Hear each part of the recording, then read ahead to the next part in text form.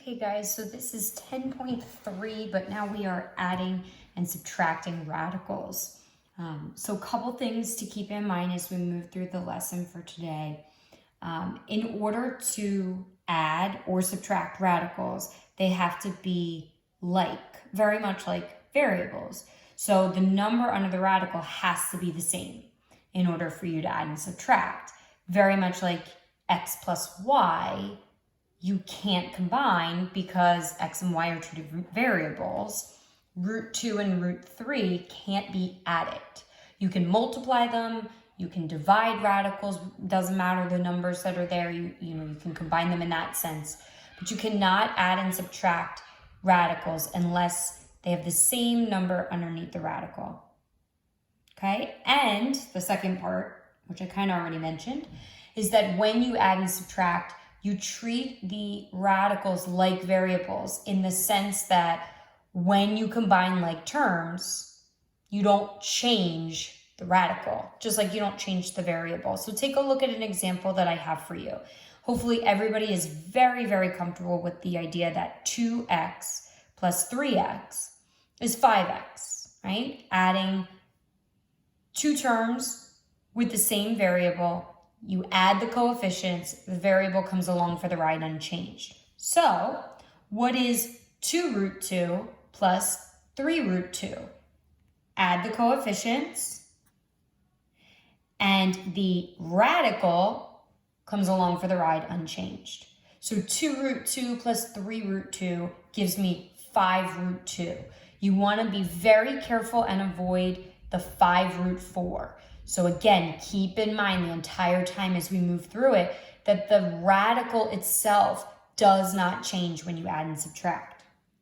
So if you take a look at some very basic examples here, you have 5 root 2 minus 8 root 2. So again, perform the operation with the coefficients. What is 5 minus 8? Would be negative 3. What is my variable here? What is it that I'm adding 5 and negative 8 of? Root 2's.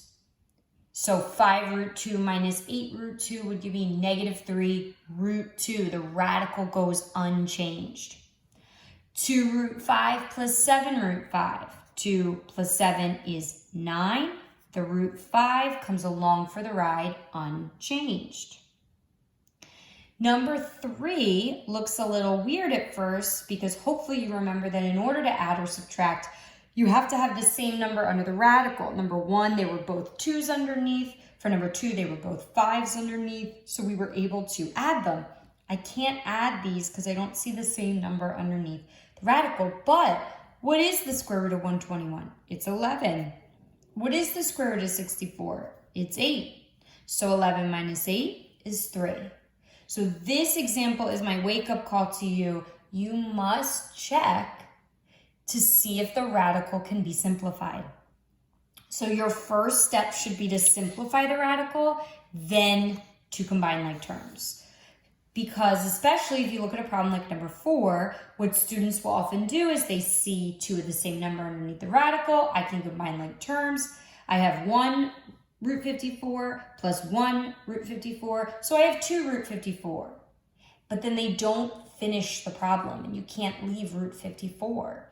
So my suggestion is that you simplify first, then combine like terms.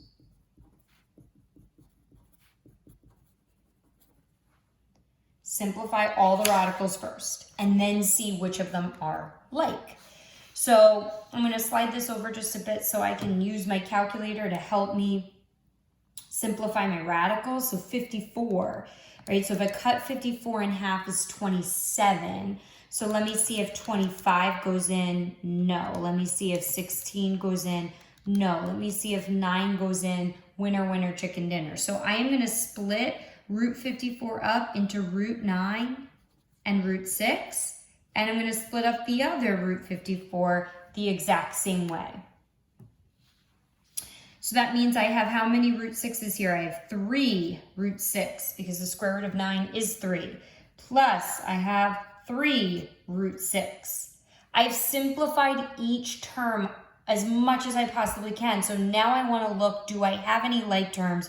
Do I see any terms with the same number under the radical? Yes, I do. I have 3 root 6 plus another 3 root 6. How many root 6s do I have? I have 6 root 6. Following that same pattern, when you look at number 5, I want to simplify root 24. I'm also going to simplify root 54, which we just did, so I know how that simplifies. What do I want to break up 24 into, right? Root 4, root 6.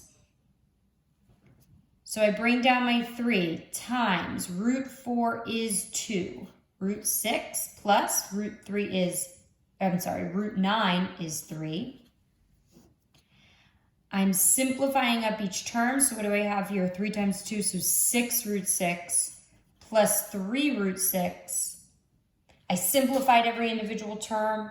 They both have root 6s, so they are like terms, so I can combine them. I have 6 root 6 and 3 root 6, so I have 9 root 6.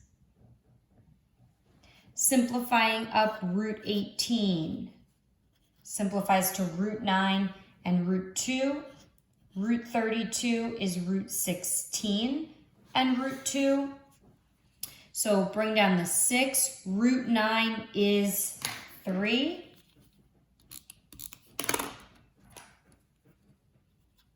Root 2 comes down. Root 16 is 4.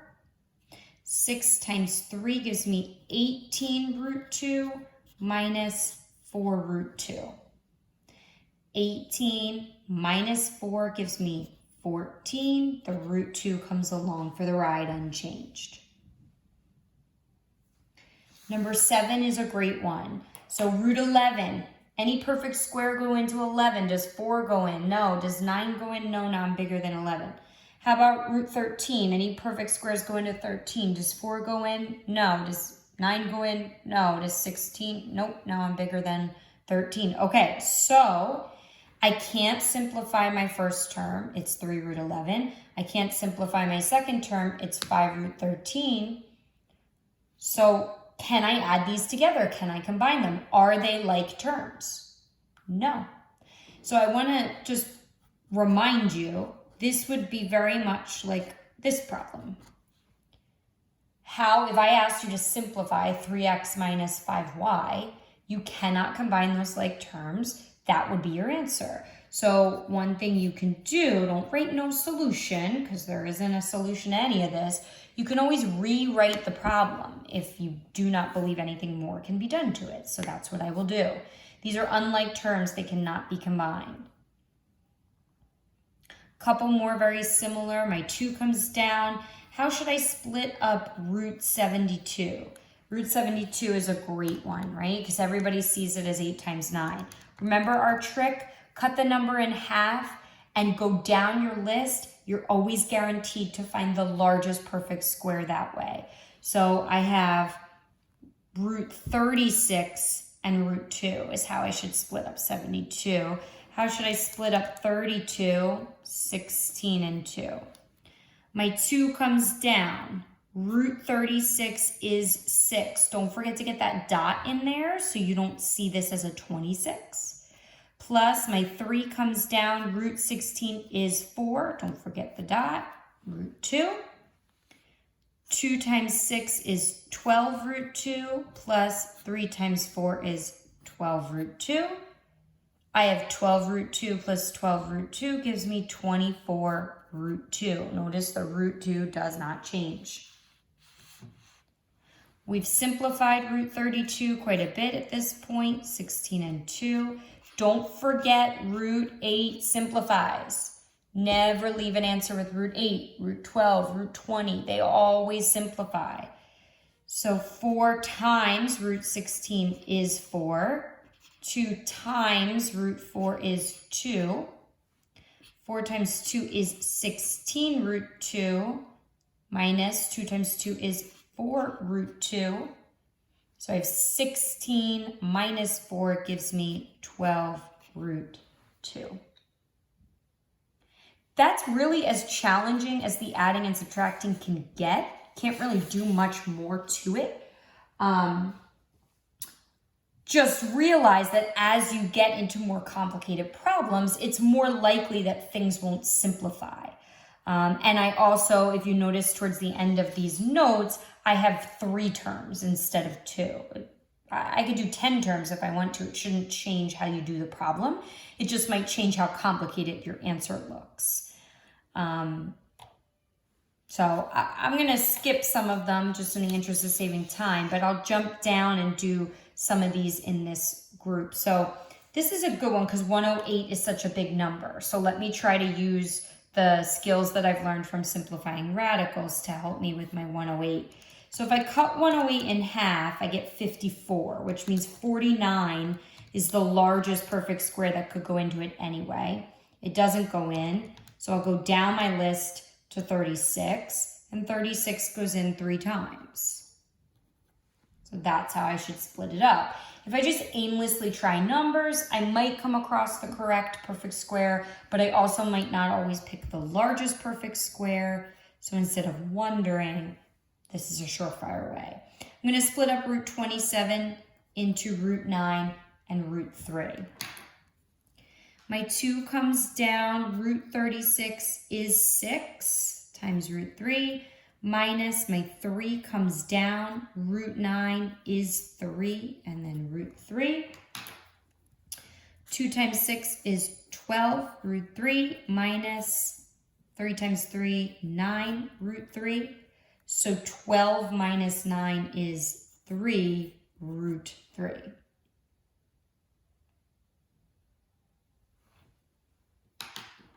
For number 14, so 125, hopefully you're starting to get more comfortable and you recognize some patterns like, oh, I've done root 25 a million times, so I know how it simplifies. But if you don't, you can try the trick, but 125 is divisible by 25, right? So this would be root 25, root 5. We've done root 32 a couple of times now in this video. Root 25 is 5, so I have 5 root 5, minus 2 times root 16 is 4. So I have 5 root 5 minus 8 root 2. These are not like terms. One has a 5 under the radical, one has a 2 under the radical. That's my answer, and there's nothing wrong with that. That's no different than my last answer, except the fact that it has 2 terms. I've simplified each term as much as possible, and I look to combine. So that especially becomes an option when you have 3 or 4 things that you're supposed to be adding. So again, move through each one, simplify each one as much as you can. 6, and then I need to split up root 18. I'm going to split that up into root 9 and root 2. Root 32, done that a million times just today. Root 16 times root 2 plus 2 times root 50 is going to be root 25 and root 2. That first step of just simplifying the radicals is all the way at the beginning of chapter 10. So that's really nothing new. It's just a matter of keeping my numbers straight, remembering, root 9 is 3, not root 3. Those are the things that you just have to keep track of and make sure that you're doing all of that simplifying the right way. You're putting in those dots so that you don't make mistakes in that sense. These are 3 terms and they all have root 2's in them, so they're all like terms. They can all be combined. So again, I perform that operation just with the coefficients. So 18 minus 4, but then plus 10. So I get 24 and the root 2 comes along for the ride. I like doing number 17 because I find that students often get confused when they see plus root something and there's no coefficient. So I definitely want to do this one because this is a good one. We just did root 125 a couple minutes ago. Is 25 times 5 is how I'm going to split up 125 plus root 5 minus, and root 45 I'm going to split up into root 9 and root 5.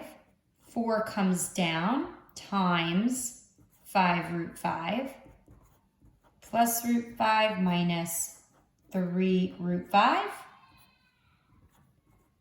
20 root 5 plus root 5 minus 3 root 5.